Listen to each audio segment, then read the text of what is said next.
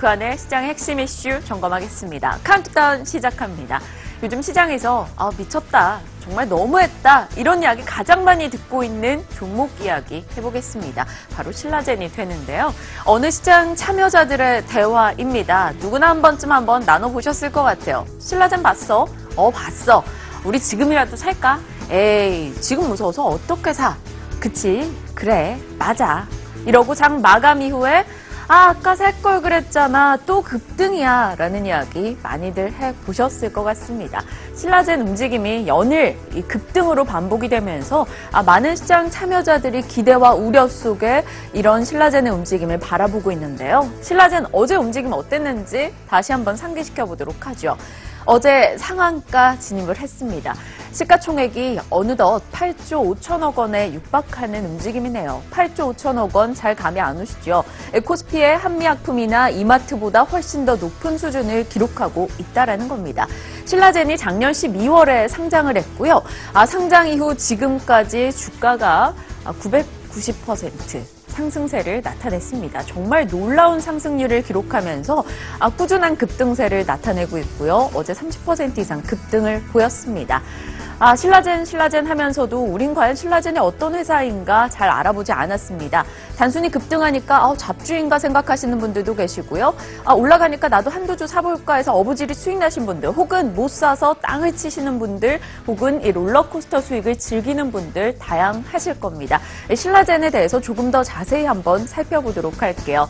신라젠을 알아보려면 간암에 대한 이야기를 해봐야 될 것 같습니다. 현재 아시아에서 간암을 앓고 있는 사람이 한 75%, 간암 환자 중에 비중이 아시아에서 75% 정도 나오고 있고요. 그중에 50% 정도가 중국이라고 합니다.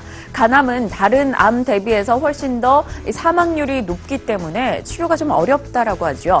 지금은 치료제가 넥사바라는 것 하나가 있는데 이는 부작용이 심해서 새로운 치료제를 간절히 기다리고 있는 상황입니다. 그렇기 때문에 신라젠의 팩사백에 대한 기대감이 높아지는데요. 이 팩사백에 대한 이야기 집중적으로 해보겠습니다. 이 팩사백 같은 경우는 신라젠의 유전자 조작 항암 바이러스 치료제입니다. 병용이 가능하다, 그리고 훨씬 부작용이 적다라는 점에서 이 항암제로 새롭게 급부상을 하고 있는 상황이죠. 임상 2상에서 실질적으로 간암 환자의 생존율이 크게 올라간 바가 있다고 합니다. 그렇기 때문에 주목받기 시작했고요. 현재 글로벌 임상 3상 진행 중입니다. 임상 3상에 들어가 있는 업체들 자체가 많지 않다라고 하죠. 대다수가 임상 3상에서 실패를 했고 현재 임상 3상이 진행 중인 곳은 딱 3곳에 불과합니다. 출시 목표는 2020년. 만약에 출시되게 된다면 당연히 경쟁사가 적기 때문에 굉장히 가치가 높아질 수 있다는 거죠. 팩사백의 가치는 1조 원을 웃돌 것이다. 이런 기대감이 나오고 있습니다. 이 팩사백은 간암에만 쓰이는 게 아니고요. 지금 현재 7개 임상 파이프라인이 진행 중입니다. 간암, 흑색종, 방광암, 유방암, 대장암, 신장암, 고형암으로 불리는 이 암들에게 이 파이프라인이 진행 중이다라는 점, 앞으로의 기대감이 높아지는 거고요. 어제 30% 급등을 이끌어낸 것은 바로 신장암 치료에 대한 기대감이었습니다. 신라젠의 최지원 연구소장이 한 매체와의 인터뷰에서 발언을 했죠. 신장암 완치 환자가 나와서 이 팩사백의 효능이 입증돼가는 것 같아서 굉장히 고무적이다라고 이야기를 했습니다. 이 때문에 급등세를 나타냈던 거고요.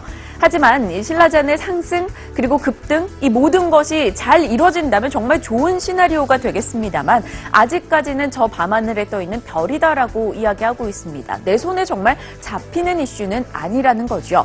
현재까지 신라젠은 3분기 누적 영업손실이 371억 6,300만 원대, 실적 대비해서 주가가 너무 빨리 올라가고 있다는 겁니다. 아직까지 허가받은 의약품이 단 하나도 없는데 이렇게 주가가 급등세를 보인다? 그에 대해선 당연히 누구나 우려를 가질 수밖에 없는 거죠.